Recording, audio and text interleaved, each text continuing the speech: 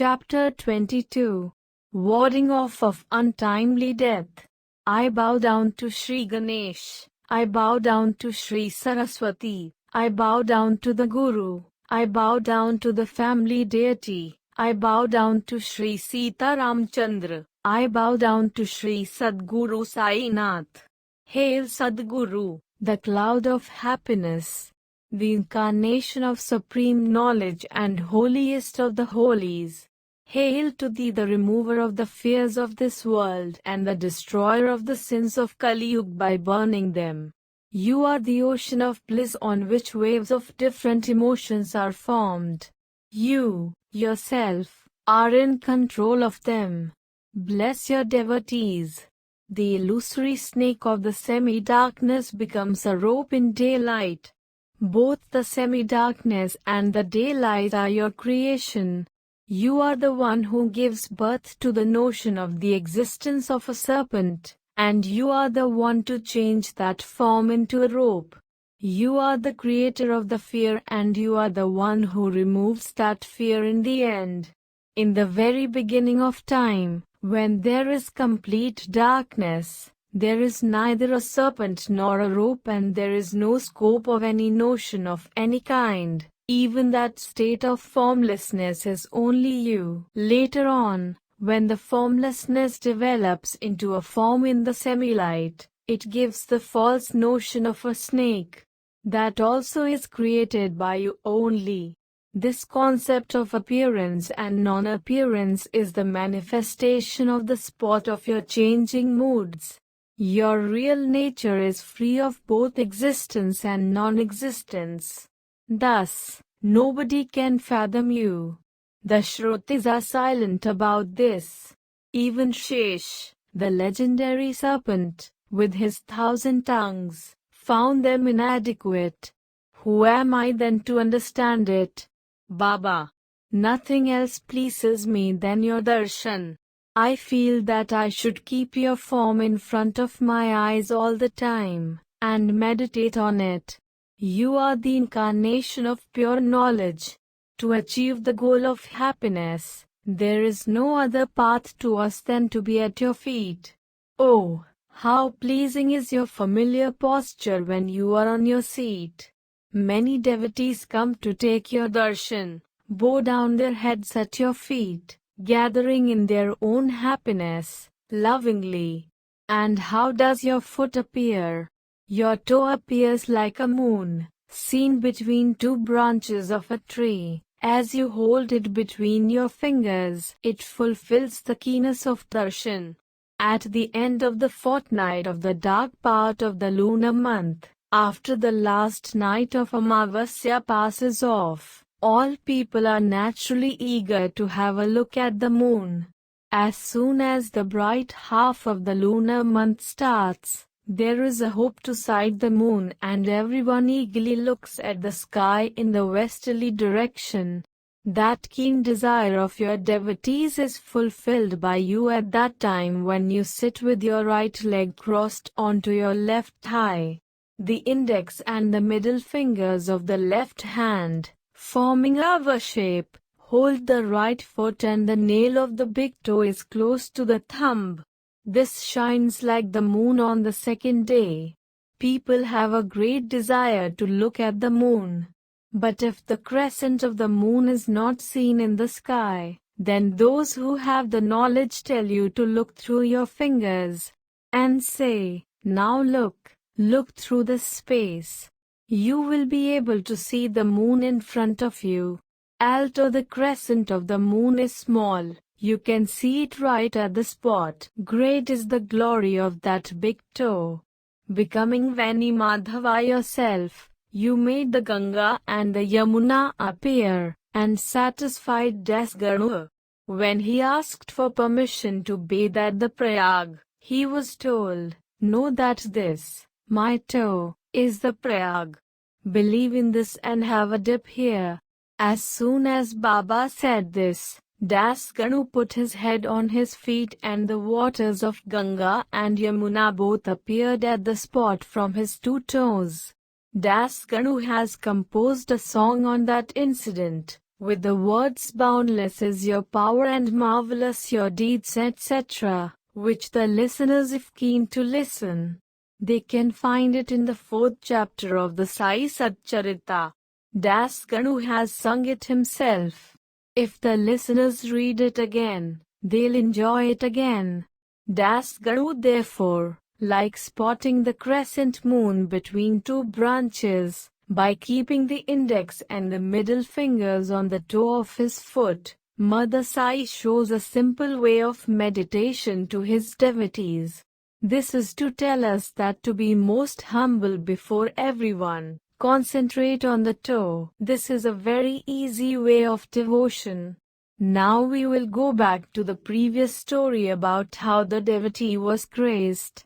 Pay attention to the next part of the story, which is unparalleled. Shirdi had become a holy place, the holiest of holies, because of Baba. Day and night there was a flow of devotees who were pious and desirous of acquiring merit. In all the 10 directions, people bore witness to the Kalpavraksha in the form of Sai, manifesting in Shirdi, through personal experience or that of others. He regarded the rich and the poor alike and with inconceivable skill ensured the welfare of the devotees. Oh, what a pure affectionate nature! His natural wisdom and his extreme brotherhood, uniform treatment of all. Blessed is the one who experienced it. Sometimes he is silent and that itself is a long lecture on Brahman. Sometimes when he is surrounded by the devotees, he is the supreme energy, the cloud of happiness. Sometimes his speech is full of deep and secret meaning.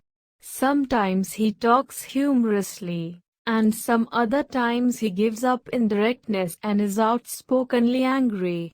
Sometimes he reveals inner feelings, sometimes he is controlled, sometimes he speaks openly and bluntly. Thus he preaches different things, in different ways, to different people.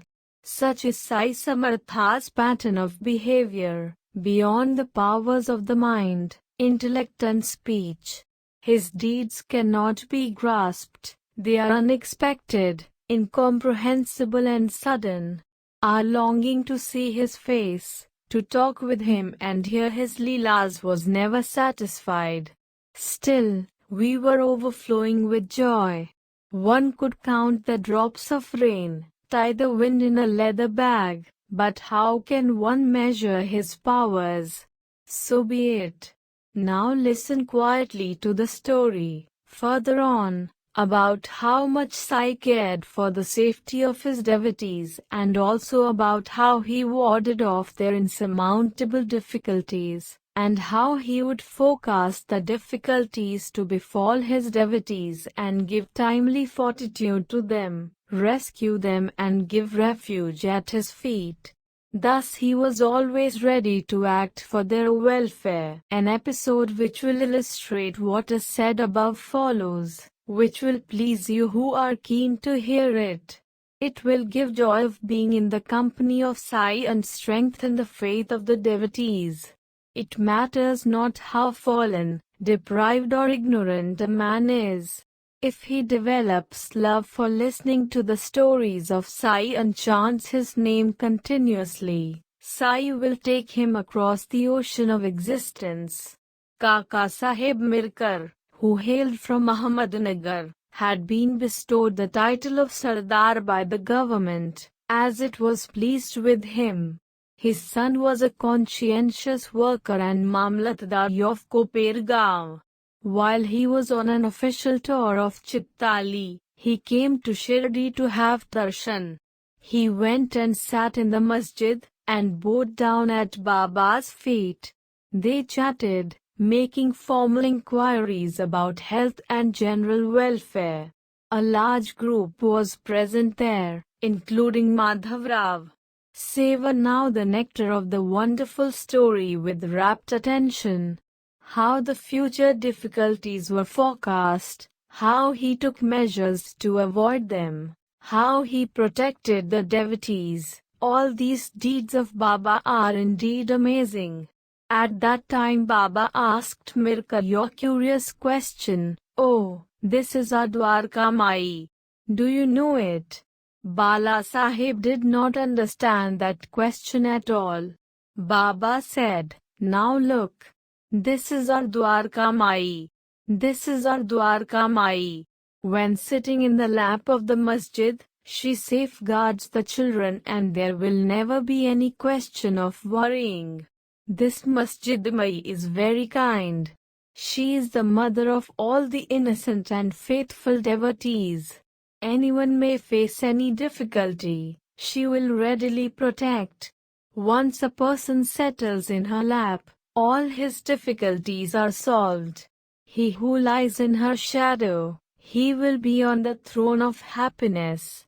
This is that Dwarka, Dwarvati." Then Baba gave him Udi and kept his protective hand on his head, after which Mirkar got up to leave. Baba again thought of putting a question to Mirkar, "Do you know the long Bava, serpent, and its mysterious powers?" Then he closed his fist and took his left arm near the elbow of his right arm, and holding it moved it around and said, "He's terrible like this, but what can he do to us? We are Dwarka Mai's offsprings. Nobody can comprehend her activities.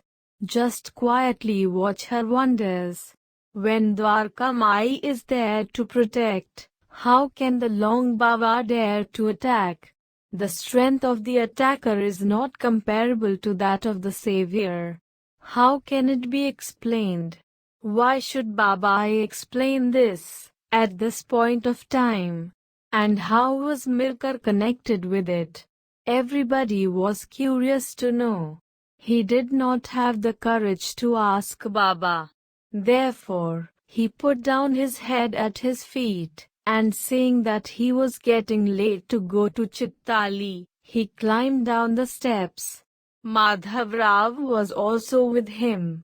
As soon as both of them reached the gate of the courtyard, Baba called Madhav Rao back, saying, "Come back here, for a moment Shama. You two get ready and go with him. Do a tour of Chittali.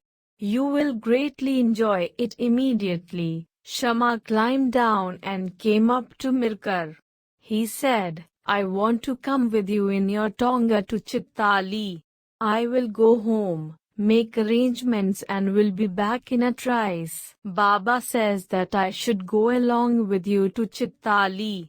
Mirkar said to him, "What will you do coming so far off up to Chittali? It will be an unnecessary trouble for you." Madhav Rao came back and told Baba what had taken place. Baba said, "All right. What have you to lose?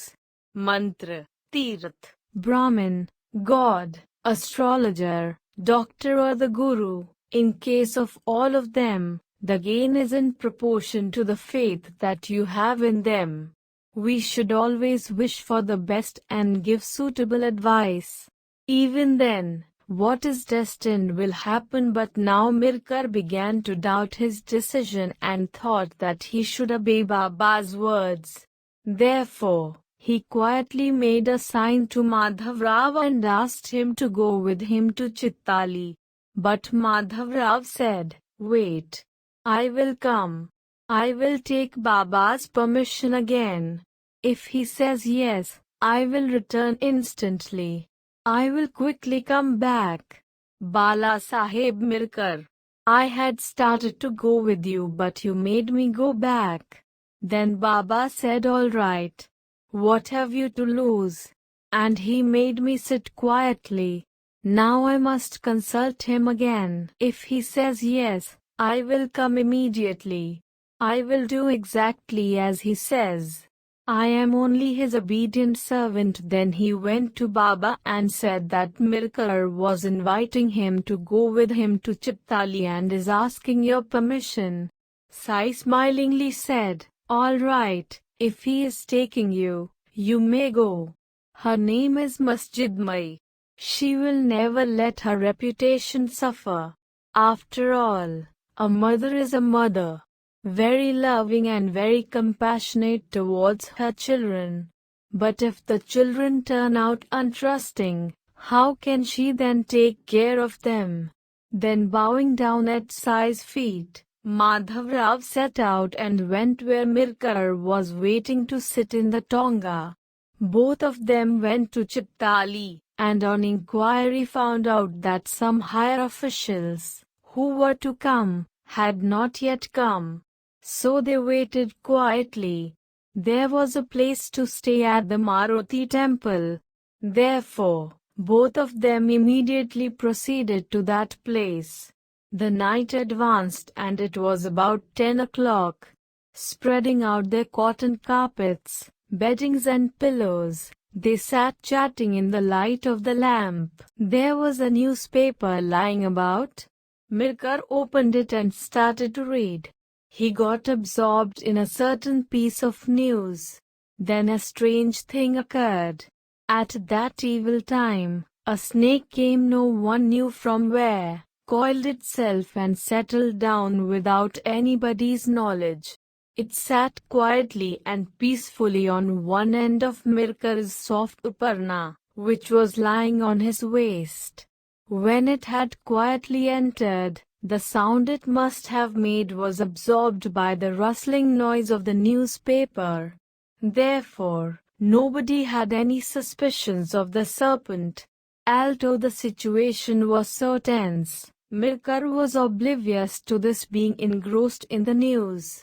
But his peon's imagination ran wild. From where is the noise coming? What kind of noise is this, and what is the cause? The peon thinking thus, he lifted the lamp a little, and lo! He saw the long Maharaj, snake. As soon as he saw it, he was frightened, and he called out softly, "Snake, a snake!" Then Mirkar lost his composure and he shivered all over. Shamrao was also amazed. He said to himself, "Baba, what have you done? From where have you sent this difficulty? Now, you must remove it yourself." Then, under the circumstances, everybody armed himself with whatever was handy and moved forward stealthily. By that time, the serpent, which was resting below the waist, was seen quietly moving away. Oh, but not a serpent. It looked like death personified was approaching. Then in no time the calamity was arrested, and the clubs and other weapons, which were already ready to strike, fell forcefully on the serpent and it was done to pieces. In this way, the danger passed. Having witnessed this, Mirkar choked with emotion and his love for Sai Samartha was strengthened all the more and overflowed. Goose pimples, which had appeared due to fright, subsided. Tears of love flowed from his eyes. He wondered as to how the calamity was warded off and how Baba came to know of it. How did this fatal calamity miss me? How did Baba give me timely warning? Even though I had refused, Shama was made to sit in the tonga to help me. What kindness of heart! How omniscient he is! How sweetly and greatly did he warn me about this evil event! He pointed out the importance of darshan, asserted the power of the masjid, revealed his own love for the devotee by a simple act. Once, a famous astrologer whose name was Nana Dengle was with Srimant Butti. Listen to what he said to him. Today is a very inauspicious day. Some calamity is to befall you. Have courage but be very careful. After Dengle had said this, Bapu Sahib was restless. He kept worrying all the time and time dragged heavily. Later on, the whole group went to the masjid at the usual time. Bapu Sahib, Nana and all others went along and sat with Baba. Immediately Baba asked Butti, "Well, what does this Nana say? Does he predict your death?"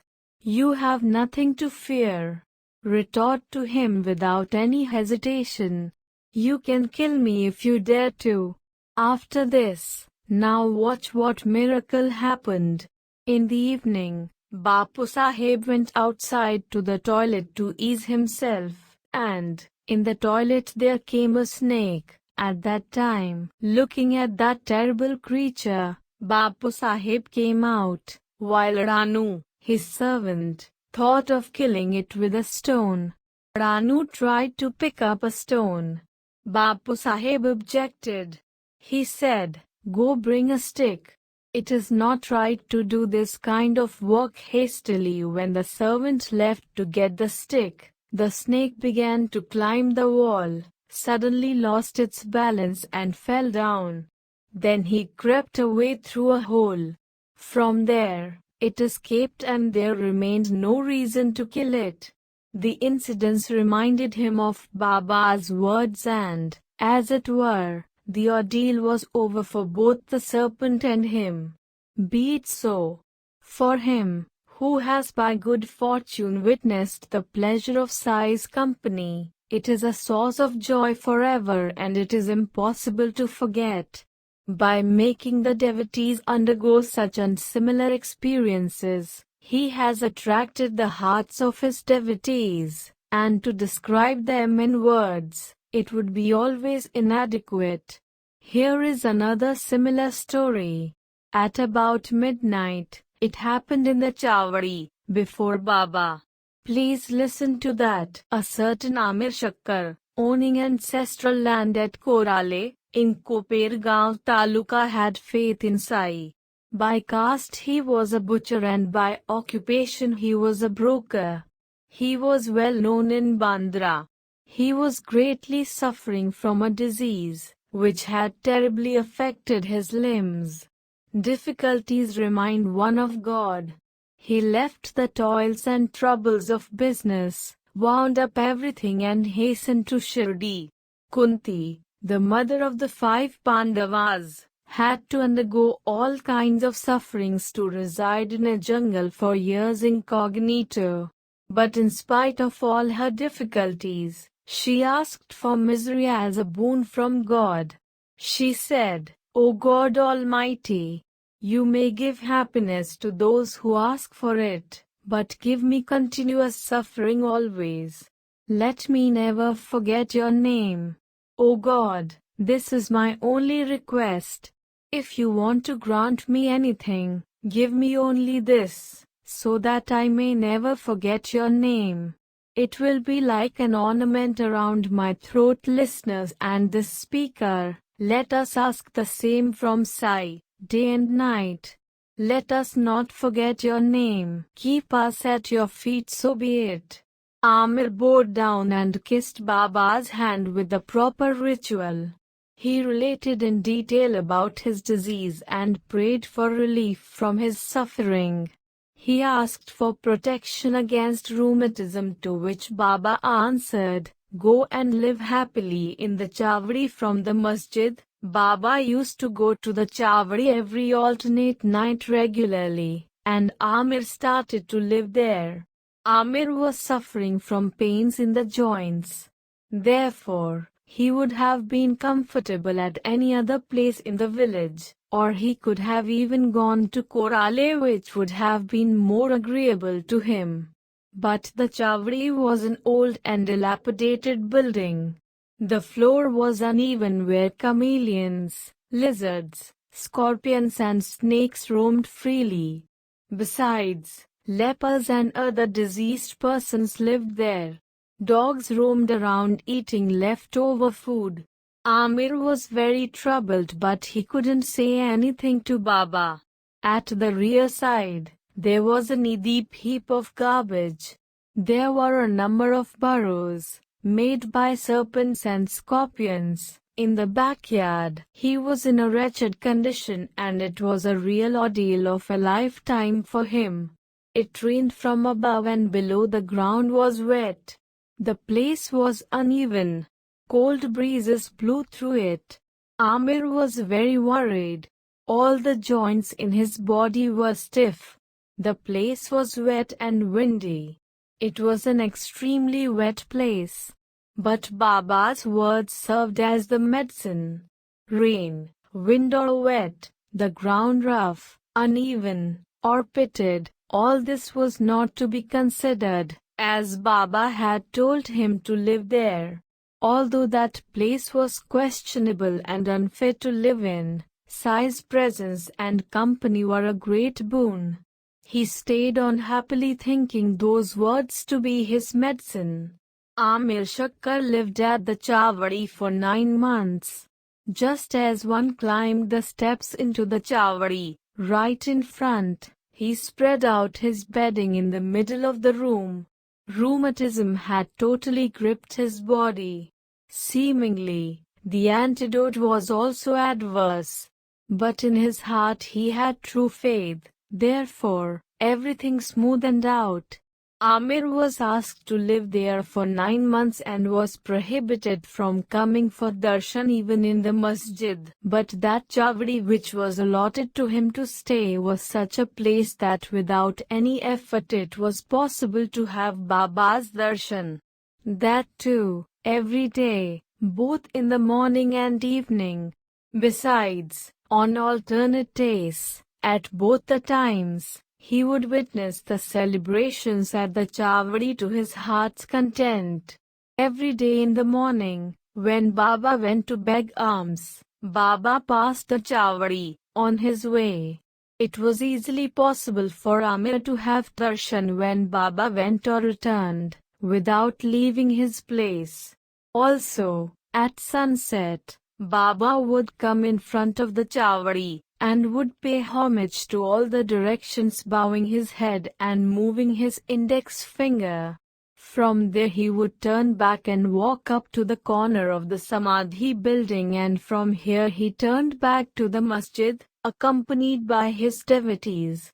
He came to the Chavadi every other day, and there was only a curtain between them for name's sake, actually, a wooden shutter, thus they were able to converse. And both loved to talk. Puja and Aarti would take place there only, after which the devotees would disperse for their respective homes, and the two of them would get the opportunity to talk peacefully. Seemingly it was an imprisonment. But, in reality, he enjoyed Sai's company fully. Without good fortune no one else could have this rare opportunity. Yet, Amir got fed up of staying only at one place. He felt it was an imprisonment and thought of going away to some other place. He who is fond of independence, can he like bondage? Enough of this confinement, thought Amir. He left his allotted abode, without Baba's permission, and went to Kopergaon and stayed in a dharamshala. See, what a curious incident happened there. A fakir, who was dying, was lying there. Distressed by extreme thirst, he said, "Give me a mouthful of water." Amir felt pity. He gave him water to drink. But as soon as the fakir drank it, he fell down lifeless. He died. There was nobody in the vicinity, and it was also night time. Amir became nervous. He thought that, in the morning, an official inquiry would take place about this sudden death. They'll start rounding up people and the government will inquire into it. Who is going to believe when I tell them what really happened? The outcome will be dependent on witnesses and findings. Such is the legal process. If I tell the truth that when I gave him water to drink, the fakir died suddenly after that, then I will be walking into their net. I will be the first person who will be caught in this connection. Later on, when the real cause of the death is discovered, I will be proved to be innocent. But until that is decided, what torture will I have to go through? Therefore, I should run back the same way as I have come. Immediately he decided that. Therefore, Amir quit the place the same night before anyone could see him. As he walked, he kept looking backwards. All the way he was in a disturbed state of mind. How will I reach the Chavadi? His mind was not free of fear. Amir had such doubts as he walked towards Shirdi. Oh, Baba! What have I done? How have I drawn this burden upon me? My own actions have brought these fruits. I have understood this fully. I left the Chavadi in the hope of finding a better place. Therefore, you have taught me a lesson. So be it. Now take me out of this predicament and see that I reach Shirdi. Thus he got himself ready and Amir left in the night itself, leaving the corpse behind in the dharamshala. Baba, Baba, he said, please pardon me. Have mercy. He walked petitioning all the way till he reached the Chavadi. He then got relief. In this way, Amir learnt a lesson and took an oath to behave himself. Later, Amir behaved well and gave up the wrong and crooked path. So be it. His faith bore fruit and he was cured of his rheumatism. Now listen to what incident took place later on. The Chavadi was divided into 3 parts. Baba's corner was in the southeast. He slept in a place covered on all 4 sides by wooden planks. Lamps burnt there the whole night. He slept always in the light, throughout the night. Fakirs and others used to sit outside, where it would be dark. Amir was one of them. Around him there were other people, who also lay down there. There were so many, like these.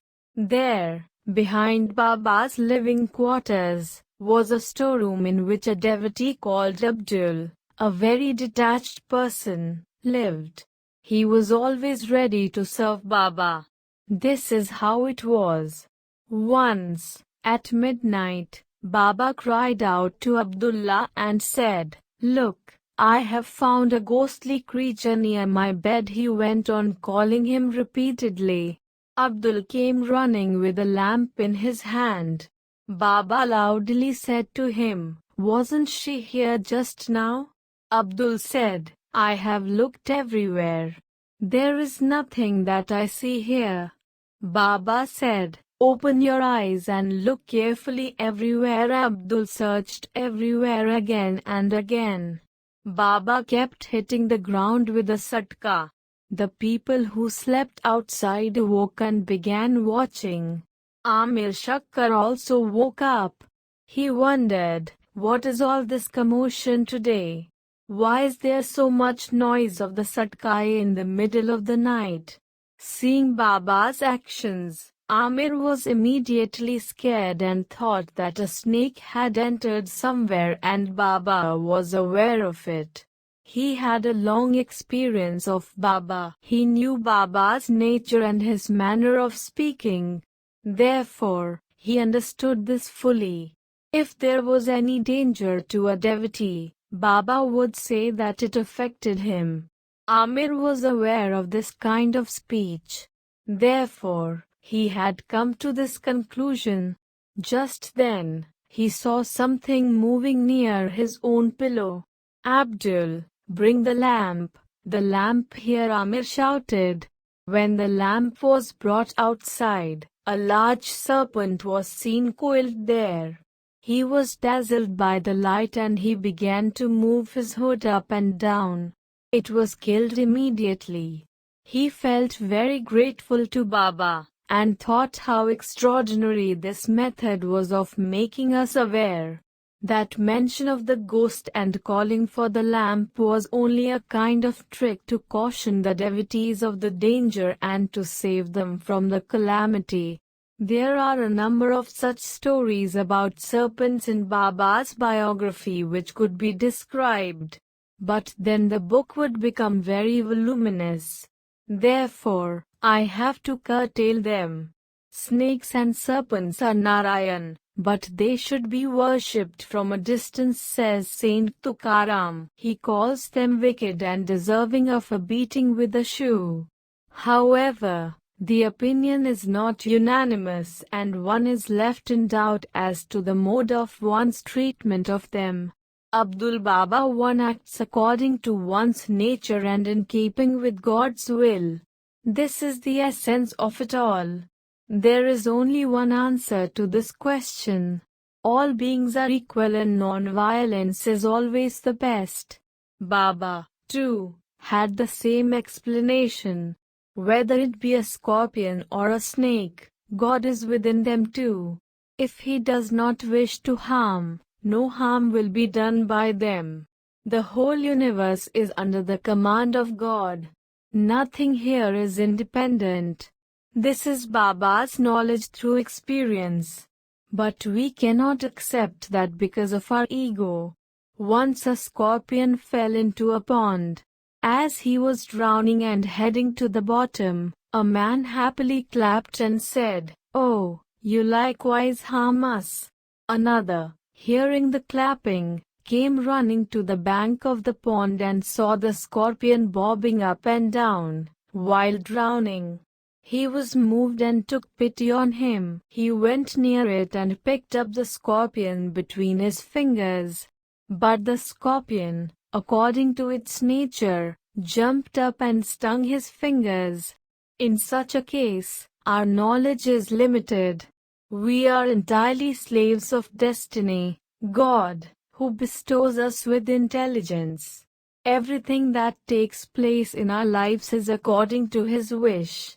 Different people have varied experiences. I will also tell my own experience. Sai's words are the authority for my faith and my faith is my glory.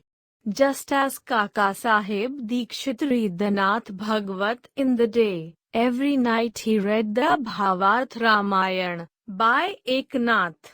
It was so regular that sometimes even the offering of flowers to God could be missed, or he could miss other customary duties or neglect his bath. But the time which he himself had allotted for reading them was always adhered. Both these books, written by Eknath, contained the essence of divine knowledge. Dikshit thought them to be Sai Samarth's blessing to him. In these two unique books, which were also very appealing, the knowledge of self, non-attachment and practice of ethics, these three qualities, continued to form the threefold wick of flame, which shone with divine light. He who has sipped from the cup, containing the nectar of the preachings of these books, is fortunate. He overcomes the threefold difficulties of the material world at the same time, and reaches the ultimate, moksha. By Sai's grace, Dikshit needed a listener and I got the opportunity to listen to the Bhagavat and was thus obliged. I began to attend the sessions, day and night, due to good fortune, which purified my ears. So be it. One night when the reading was in progress on the pious stories, an incident occurred. Listeners should listen to that story, which is a digression. Well, how can I help it? I am inspired by something else while describing another. But why should I ignore something which I know to be interesting? An interesting story from the Ramayana was being narrated about Hanuman who, on his mother's instructions, tried to test his master's powers and ended by experiencing terrible miseries. When Hanuman was caught in the cyclonic winds which were created by the feathers of Ram's arrows and went round and round in the sky, he was scared to death. At that time his father, Vayu, came to his rescue. Listening to his father's advice, Hanuman surrendered to Ram. While this part was being narrated, something amazing took place. Listen to it. Our mind was engrossed in the story. Each one was involved in the delight of listening when a scorpion, incarnation of death, appeared, God only knows from where. I do not know how he got fond of the narration, and without my knowledge he jumped onto my shoulder and settled himself down, enjoying the sentiments of the story. Look! Here too Baba was alert. I was not aware of its presence. But God protects those who love his stories. I looked casually and saw a terrible scorpion, calmly perched on my right shoulder, on the Uparna. He did not move at all and was quietly paying attention, as a very attentive listener would, and was seated peacefully on his seat. If, as was his nature, he had moved its sting just a little bit, he would not have allowed me to enjoy the freedom and peace and would have given me unbearable pain. The story from the Ramayana was in full swing. The speaker and the listeners were engrossed in the story. All this would have been spoilt.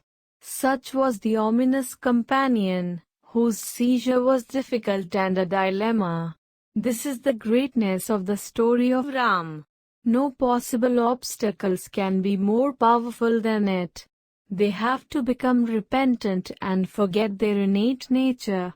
By the grace of Ram, I was endowed with intelligence. I could ward off the difficulty quietly. One should not depend till the last moment on this creature of unsteady nature. That Uparna with which I had covered myself, I gathered cautiously from two sides, folded the scorpion in it tightly, took it out to the garden and spread it out there. The scorpion is naturally a terrible creature. Given the opportunity, it could have shown its nature. I was truly afraid, but Baba's strict orders could not be overlooked. I could not raise my hand to kill it. Here the listeners will naturally have a doubt. Isn't the scorpion a deadly creature? Doesn't it deserve to be killed? Will it give pleasure if it stings? Then, why should it not be killed? But nothing is clear. Snakes, scorpions and other venomous creatures, can anyone afford to neglect? Would Baba ask to release them? The listener's doubt is correct. I too had the same apprehension. But, listen to Baba's words. On the occasion of a similar incident, in the past, the situation was more serious than this. In Shirdi itself, at Kaka's house, in a room on the upper story, near the window, a poisonous snake was seen.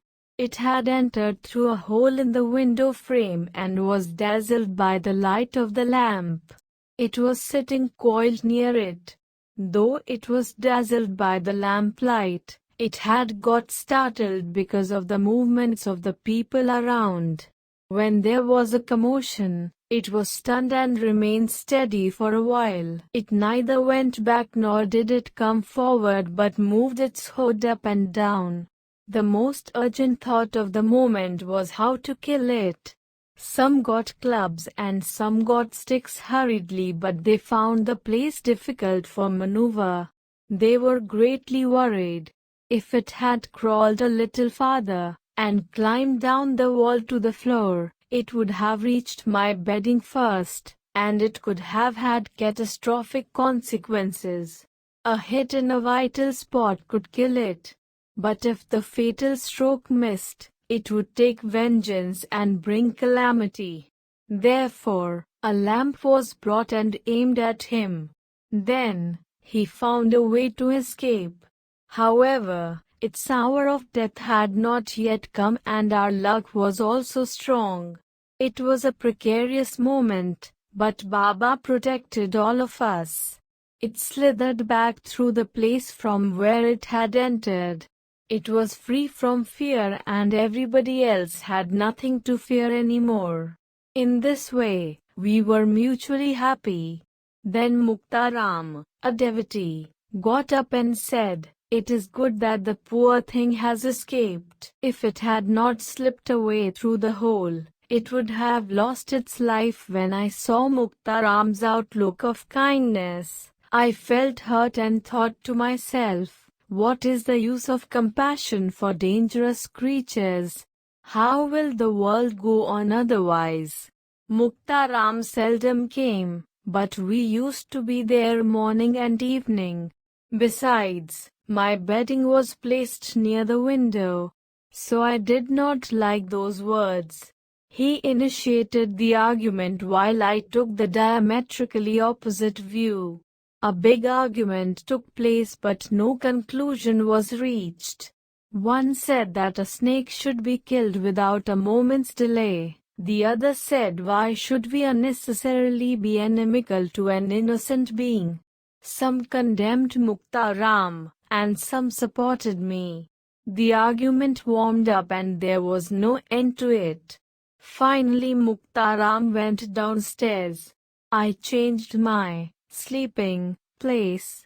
I inserted a wooden piece into the hole and then spread out my bedding to go to sleep. I became drowsy and the assembled people went to sleep. I started yawning and the argument naturally ended. The night passed and it was morning. I finished my morning ablutions. Baba returned from the Randi. People started gathering in the masjid. As was customary, in the early morning I came into the masjid at the usual time. Muktaram and others, too, came and took their seats. Some were crushing the tobacco in their palms, some were filling Baba's chilam, some were pressing his hands and feet. Thus all were busy serving him. Baba, who was aware of everyone's innermost thoughts, softly asked, what was the discussion that took place last night in the Wada? Then I told Baba everything that had transpired, and asked whether a snake should be killed or not, under such circumstances. But Baba maintained just one thing, that God is present even in serpents and scorpions, and in all beings. Therefore, we should love all. God holds the reins of the world. All are under His command. Whether it be a snake or a scorpion, it cannot act against His will. Therefore, we should be kind to all living things and love them, give up violence and have patience. God protects everyone. How many such stories of Sai Baba could be narrated?